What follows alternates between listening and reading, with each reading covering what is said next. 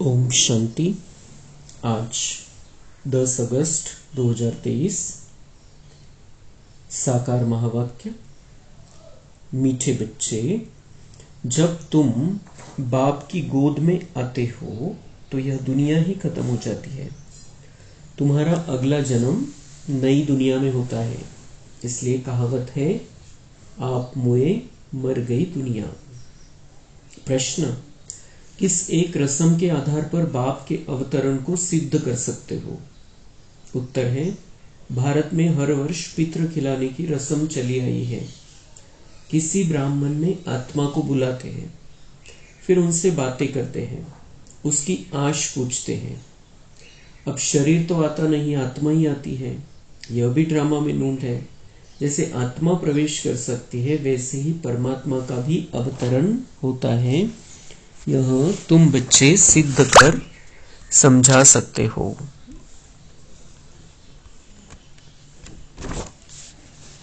गीत बजा है मरना तेरी गली में। ओम शांति। यह भी गायन है इस समय का, जो फिर भक्ति मार्ग में चला आता है। इस समय जबकि तुम बाप के पास जीते जी मरते हो तो बरोबर सारी दुनिया ही खत्म हो जाती है। अज्ञान काल में मनुष्य मरते हैं तो इस दुनिया में ही जन्म लेते हैं। दुनिया कायम है। कहावत है, आप मुए मर गई दुनिया, परंतु उनके मरने से दुनिया का विनाश तो नहीं हो जाता। इस ही दुनिया में फिर जन्म लेना पड़ता है। तुम मरेंगे तो यह दुनिया भी खत्म हो जाएगी। तुम जानते हो हम फिर नई दुनिया में आएंगे। यह सिर्फ तुम ब्राह्मण ही जानते हो। ईश्वर का बच्चा होने से हमको सतयुग का बर्थ राइट मिलता है, स्वर्ग की बादशाही मिलती है, नरक खत्म हो जाता है। इसमें कोई मेहनत नहीं है, सिर्फ बाप को याद करना है। मनुष्य जब कोई मरते हैं तब उसको कहते हैं राम राम कहो। पिछाड़ी में उठाते समय कहते हैं राम नाम सत्य है। यह भगवान को ही कहते हैं, राम नाम सत्य है। अर्थात परमपिता परमात्मा जो सत्य है उसका ही नाम लेना चाहिए। माला भी राम राम कहे सिमरते हैं। यह राम नाम की धुनी ऐसी लगाते हैं जैसे कोई साज बजता है। तुम बच्चों को बाप समझाते हैं कि कोई भी आवाज नहीं करना है, सिर्फ बुद्धि से याद करना है। तुम जानते हो जीते जी ईश्वर की गोद में आने से फिर यह दुख रूपी दुनिया खत्म हो जाती है। बाबा, हम आपके गले का हार बन जाएंगे। गाया भी जाता है रुद्रमाला, राम माला नहीं कहा जाता है। तुम रुद्रमाला में पिरोने के लिए इस रुद्र ज्ञान यज्ञ में बैठे हो। कल्प पहले मुआफिक, दूसरा कोई सत्संग नहीं जहाँ ऐसे समझते हो कि हम ईश्वर बाप के गले में पिरोएंगे। बाप से तो जरूर वैसा मिलेगा। बाप कौन कहता है? आत्मा। आत्मा में ही बुद्धि है ना। बुद्धि समझती है, फिर कहती है, पहले संकल्प आता है, फिर कर्मेंद्रियों से कहा जाता है। बरोबर हम बाबा के बने हैं, बाबा के ही होकर रहेंगे। इस अंतिम जन्म में गॉड फादर कहते हैं ना। फिर पूछो, तुम्हारे में गॉड फादर की नॉलेज है? तो कहेंगे गॉड तो सर्वव्यापी है। बोलो, तुम्हारी आत्मा कहती है परम पिता, तो पिता सर्वव्यापी कैसे होगा? बच्चे में बाप आ गया क्या? बाप को सर्वव्यापी कहना बिल्कुल रॉन्ग है। यह बातें बहुत अच्छी रीति समझकर फिर समझाना है। रुद्र ज्ञान यज्ञ तो मशहूर है। रुद्र है निराकार, श्री कृष्ण तो साकार है। आखिरीन भगवान किसको कहा जाए? श्री कृष्ण को तो नहीं कह सकते। मनुष्य तो बहुत भोले होते हैं, कह देते गॉड इज ओमनी प्रेजेंट। बाप तो अपने घर में ही रहता है, और कहाँ रहेगा? अब बाप इस बेहद के घर में आया हुआ है, यहां विराजमान है। कहते हैं कि मैंने इसमें प्रवेश किया है। जैसे ब्राह्मणों में पितरों को बुलाते हैं। समझो कोई अपने बाप के पितर को खिलाते हैं तो आत्मा कहेगी कि मैं इनमें आया हूं, मैंने इसमें प्रवेश किया हुआ है, कुछ पूछना हो तो पूछो। आगे पितरों को बुलाने का बहुत रिवाज था। पितर तो आत्मा है ना। पितर को यानी आत्मा को खिलाया जाता है। कहेंगे आज हमारे दादे का पितर है, आज फलाने का पितर है, तो आत्मा को बुलाया जाता है, खिलाया जाता है। समझो किसका स्त्री से प्यार है, शरीर छोड़ दिया तो उसकी आत्मा को बुलाते हैं। कहते हैं हमने हीरे की फुल्ली पहनाने का वायदा किया था, तो ब्राह्मण को बुलाकर उनको हीरे की फुल्ली पहनाते हैं। बुलाया तो आत्मा को, शरीर थोड़ी आएगा। यह रस्म भारत में ही है। जैसे तुम सूक्ष्म वतन में जाते हो, कोई मर गया, उनका भोग लगाते हो, तो सूक्ष्म वतन में वह आत्मा आती है। यह है बिल्कुल नई बातें। जब तक कोई अच्छी रीति समझ न जाए तब तक मनुष्यों को संशय पड़ता है कि यह क्या करते हैं। ब्राह्मणों की रस्म रिवाज देखो कैसी है। सभी मंदिरों आदि में भोग लगाते हैं, पितृ को भोग लगाते हैं।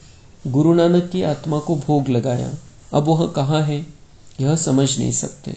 तुम तो जानते हो, जिन्होंने धर्म स्थापन किया हुआ है वह सब यहाँ है। जैसे बाबा कहते हैं, मैं तो ब्राह्मण धर्म स्थापन करता हूँ। यह तो पतित पावन है। पावन आत्मा ही आकर धर्म स्थापन करती है, परंतु सतो प्रधान आत्मा को फिर सतो रजो तमो में आना ही है। इस समय सभी आत्माएं कब्र दाखिल है। बाबा तो है ही पतित पावन, वह कभी कब्र दाखिल नहीं होते। मनुष्यों को पतित पावन नहीं कहेंगे। पतित पावन माना सारी दुनिया का पतित पावन। पतित दुनिया को पावन बनाने वाला एक बाप के सिवाय कोई हो नहीं सकता। वह तो आते हैं अपने अपने धर्म स्थापन करने। क्रिश्चियन धर्म का सारा सीजरा वहां है। पहले क्राइस्ट आया, फिर उनके पिछाड़ी सब आते रहेंगे, वृद्धि को पाते रहेंगे। वह कोई पतित को पावन नहीं बनाते। नंबर बार उन्हों की संख्या आती है।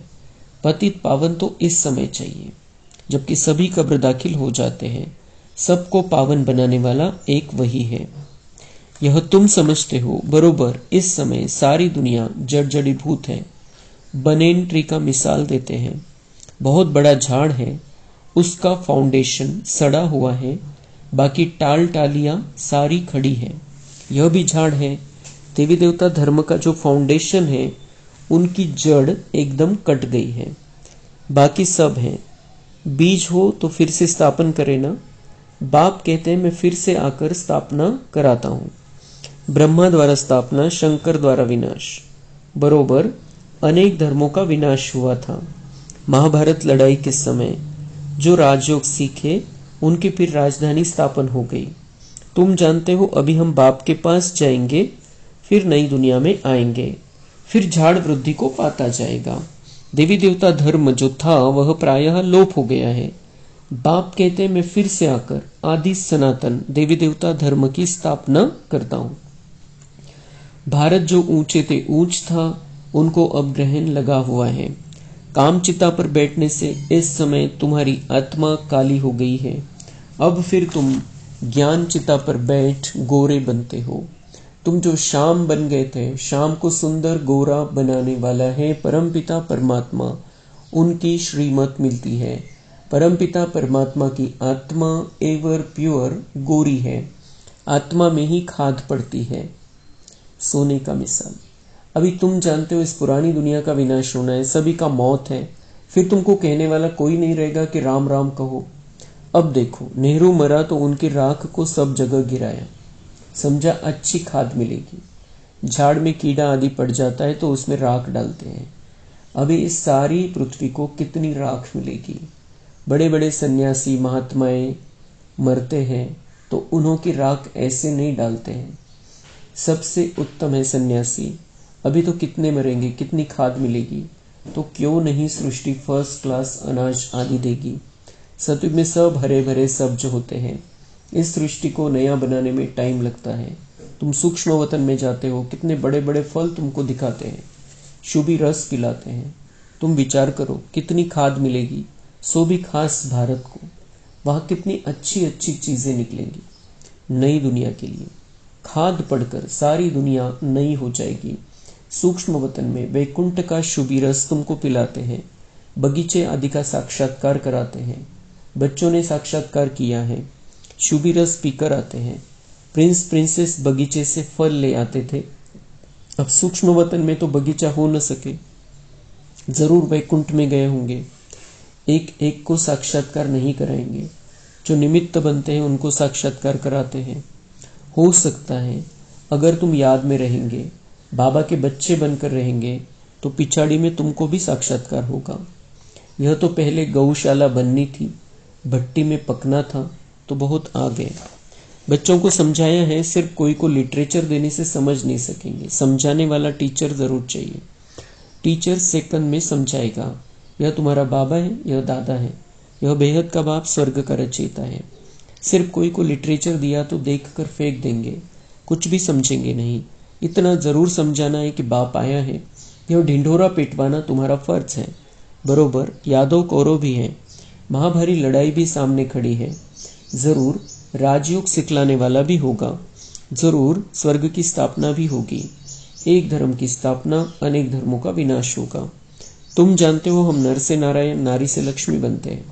यह है हमारी एम ऑब्जेक्ट। मनुष्य से देवता की ये करत न लागी वार। देवता सिर्फ सूर्यवंशी को कहा जाता है, चंद्रवंशी को क्षत्रिय कहा जाता है। पहले तो देवता बनना चाहिए ना, नापास होने से क्षत्रिय हो जाते हैं। तो बाप कहते हैं, मीठे मीठे सिक्के लधे बच्चे। कितने ढेर सिक्के लधे बच्चे हैं। देखो किसका बच्चा गुम हो जाता है, 6-8 मास के बाद आकर मिलता है तो कितना प्यार से आकर मिलेगा, बाप को कितनी खुशी होगी। यह बाप भी कहते हैं, लाडले सिक्के लधे बच्चे, तुम 5000 वर्ष के बाद आकर मिले हो। लाडले बच्चे, तुम बिछुड़ गए थे, अब फिर आकर मिले हो बेहद का वर्षा लेने लिए। डीटी world sovereignty is your god fatherly birth right. बाबा तुमको बेहद की बादशाही देने आया है। यह है हेवनली गॉड फादर। कहते हैं तुम बच्चों के लिए कितनी बड़ी सौगात लाई है, परंतु इतना लायक बनना है, श्रीमत पर चलना है। मम्मा बाबा कहकर फिर अगर भूल जाए या फारकती दे तो गले का हार नहीं बनेंगे। बच्चों को कितना प्यार किया जाता है, बाप बच्चों को सिर पर रखते हैं। बेहद के बाप को कितने बच्चे हैं, बाबा कितना ऊंच माथे पर चढ़ाते हैं, पाँव में जो गिरे हुए हैं उन्हों को माथे पर चढ़ाते हैं। तो कितना खुशी में रहना चाहिए और श्रीमत पर चलना चाहिए। एक की श्रीमत पर चलना है, अपनी मन मत पर चला तो यह मरा। श्रीमत पर चलेंगे तो श्रेष्ठ ते श्रेष्ठ मनुष्य अर्थात देवता बनेंगे। बाबा पूछते हैं ना कि कितने नंबर में पास होंगे। बाप भी कहते हैं सूर्यवंशी बनो, तो मम्मा बाबा को फॉलो करना पड़े। आप समान स्वदर्शन चक्रधारी बनाना है। शिव बाबा के आगे ले आते हैं तो बाबा पूछते हैं कि कितने को आप समान बनाया है। कितने मजे की बातें हैं, तुम ही समझ सकते हो, नया कोई बिल्कुल ही नहीं समझ सकेगा कि यह कोई मनुष्य से देवता बनने की कॉलेज है। कोई को तो 7 रोज में बहुत अच्छा रंग चढ़ जाता है, कोई को बिल्कुल नहीं चढ़ता, बहुत मेहनत करनी पड़ती है। पहली बात बच्चों को समझाई कि पहले सबको बोलो कि बेहद के बाप को जानते हो। कहते हैं हाँ वह मेरे भी है, सर्वव्यापी है। फिर तो पूछने की दरकार ही नहीं है। जब बाप कहते हो तो बाप तुम्हारे में व मेरे में कैसे हो सकता है।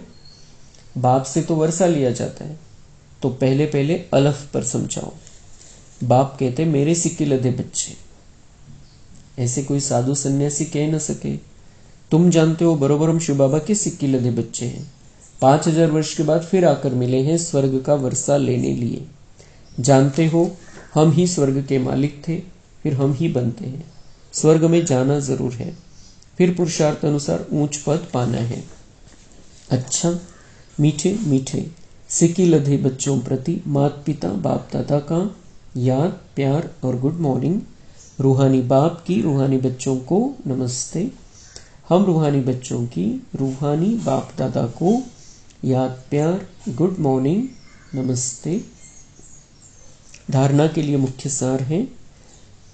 पहली पॉइंट, माता पिता को फॉलो कर आप समान बनाने की सेवा करनी है, स्वदर्शन चक्रधारी बनना और बनाना है। दूसरी पॉइंट है, बाप के गले का हार बनने के लिए बुद्धि से बाप को याद करना है, आवाज नहीं करनी है, याद की धुन में रहना है। वरदान है, देह अभिमान के त्याग द्वारा सदा स्वमान में स्थित रहने वाले सम्मानधारी भव।